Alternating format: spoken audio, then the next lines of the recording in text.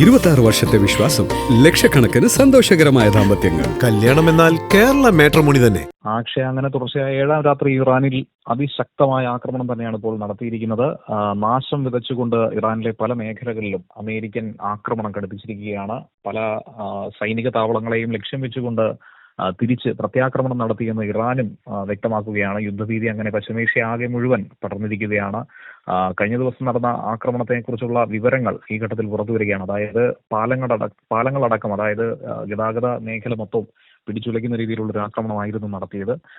American central command തന്നെ ഇക്കാര്യം പിന്നീട് വിശദമാക്കുകയും ചെയ്തു. ഇറാന്റെ തെക്കൻ മേഖലകളിലാണ് ശക്തമായ ആക്രമണം ഉണ്ടായത്. ബോംബാക്രമണമായിരുന്നു ഉണ്ടായിരുന്നത്.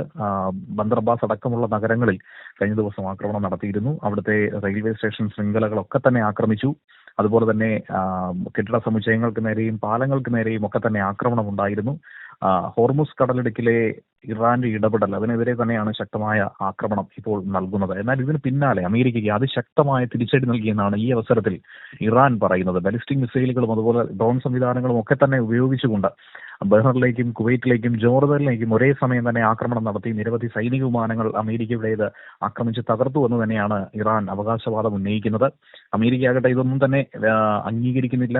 അതിനെക്കുറിച്ചുള്ള വിശദമായ വിവരങ്ങൾ പുറത്തുവിടുന്നില്ല. പ്രത്യേകിച്ച് അമേരിക്കയുടെ ഒട്ടനവധി റീഫ്യൂലിംഗ് എയർക്രാഫ്റ്റുകൾ നിർത്തിയിട്ടിരുന്ന പല മേഖലകളിലേക്കും ആക്രമണം നടത്തി അമേരിക്കയുടെ സൈനിക ആസ്തികളെ നിർജ്ജീവമാക്കാനുള്ള പ്രവർത്തനങ്ങൾ തങ്ങൾ നടത്തി എന്നുള്ള അവകാശവാദം ഒക്കെ തന്നെ ഈ ഒരു സാഹചര്യത്തിൽ ഉയർത്തുന്നുണ്ട്. ഏറ്റവും ഒടുവിൽ നമുക്ക് മനസ്സിലാക്കാനായി സാധിച്ചത് കുവൈറ്റിലെ വ്യോമാക്രമണത്തിൽ അവിടുത്തെ കടൽ ജല ശുദ്ധീകരണ പ്ലാന്റുകളൊക്കെ തന്നെ ആക്രമിക്കപ്പെട്ടു എന്നുള്ളതാണ്. കുവൈറ്റിനെ സംബന്ധിച്ച് അവരുടെ നിലനിൽപ്പിനെ തന്നെ ബാധിക്കുന്ന ഒരു വലിയ വിഷയമായി തന്നെയാണ് ഇതിനെ നോക്കിക്കാണേണ്ടത്. എന്തായിരുന്നാലും ഈ ഒരു സംഭവത്തിന് തൊട്ടു പിറകെ കുവൈറ്റിന്റെ വ്യോമപാത അടച്ചിട്ടിരിക്കുകയാണ്. ജൂലൈ 18 പല വിമാന സർവീസുകളും ഇപ്പോൾ പുനഃക്രമീകരിക്കേണ്ട ഒരു സാഹചര്യം തന്നെയാണ് സംജാതമായിരിക്കുന്നത്. കുവൈറ്റ് എയർവേസ് നിലവിൽ താൽക്കാലികമായി ഒരു വിമാനങ്ങൾ ഇവിടെ ലാൻഡ് ചെയ്യാനോ അതല്ല പറന്നു പോകാനോ കഴിയാത്ത ഒരു അവസ്ഥയിലേക്കാണ് നിലവിലുള്ളത്. യാത്രക്കാരൊക്കെ തന്നെ അത് ശ്രദ്ധിക്കണമെന്നുള്ള നിർദ്ദേശം ഈ ഒരു ഘട്ടത്തിൽ നൽകുകയാണ്. ഈ പശ്ചിമേഷ്യൻ സംഘർഷം അത് അതിരൂക്ഷമായി മുന്നോട്ട് പോകുന്നു. ഈ സംഘർഷം കനക്കുന്ന സാഹചര്യത്തിൽ ഇരു രാജ്യങ്ങളും കടുത്ത ആക്രമണങ്ങൾ തുടരുന്ന ഈ ഒരു ഘട്ടത്തിൽ ഇനി എങ്ങനെ ഇത് അവസാനിപ്പിക്കുമെന്നുള്ള ഒരു ആശങ്ക തന്നെയാണ് ലോകത്തിന് ആകമാനമായിട്ടുള്ളത്.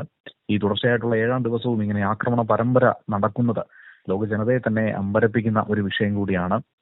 ഈ ഒരു സാഹചര്യത്തിൽ എങ്ങനെയാവണം ഇതിന്റെ താൽക്കാലിക വെടിനിർത്തൽ കരാറിലേക്ക് കടക്കേണ്ടത് എന്നുള്ള ഒരു കാര്യത്തിൽ പോലും പാകിസ്ഥാൻ ഏറെ ആശങ്ക നിലനിൽക്കുന്നുണ്ട്. ഇനി എങ്ങനെ ഇരു രാജ്യങ്ങളെയും തിരിച്ച് പഴയ അവസ്ഥയിലേക്ക് എത്തിക്കാൻ സാധിക്കുമെന്നുള്ള കാര്യത്തിലും സംശയം നിൽക്കുകയാണ്. നിലവിൽ ഇറാന്റെ നിരീക്ഷണ കേന്ദ്രങ്ങളൊക്കെ തന്നെ താറുമാറാക്കിയെന്നാണ് അമേരിക്കയുടെ അവകാശവാദം. സൈനിക ലോജിസ്റ്റിക്സ് മേഖലകൾ, ഇൻഫ്രാസ്ട്രക്ചർ മേഖലകൾ, ഭൂഗർഭ ആയുധ സംഭരണശാലകൾ, അതുപോലെ നാവികശേഷികൾ, ഇതിനെയൊക്കെ തന്നെ നിർജ്ജീവമാക്കാൻ വേണ്ടിയിട്ടുള്ള ആക്രമണമാണ് അമേരിക്കൻ സെൻട്രൽ കമാൻഡ് നടത്തിയതെന്നാണ് വ്യക്തമാക്കുന്നത്. യുദ്ധവിമാനങ്ങളും ഡ്രോണുകളും യുദ്ധക്കപ്പലുകളും ഒക്കെ തന്നെ അത്യാധുനിക സജ്ജീകരണങ്ങൾ ഉപയോഗിച്ചുകൊണ്ടാണ് ഈ ആക്രമണം നടത്തിയിട്ടുള്ളത്. പ്രധാനപ്പെട്ട നേരത്തെ സൂചിപ്പിച്ച ബന്ദർ അബ്ബാസ് തുറമുഖം, അതുപോലെ തന്നെ യെസ്ദ, ഖസം ദ്വീപ്, അങ്ങനെ പല മേഖലകളിലും ശക്തമായ രീതിയിലുള്ള സ്ഫോടന ശബ്ദങ്ങൾ കേട്ടുവെന്ന് പരിസരവാസികൾ അടക്കം റിപ്പോർട്ട് ചെയ്യുന്നുണ്ട്. ഇറാന്റെ പ്രാദേശിക മാധ്യമങ്ങളും ഇക്കാര്യം സ്ഥിരീകരിക്കുന്നുണ്ട്.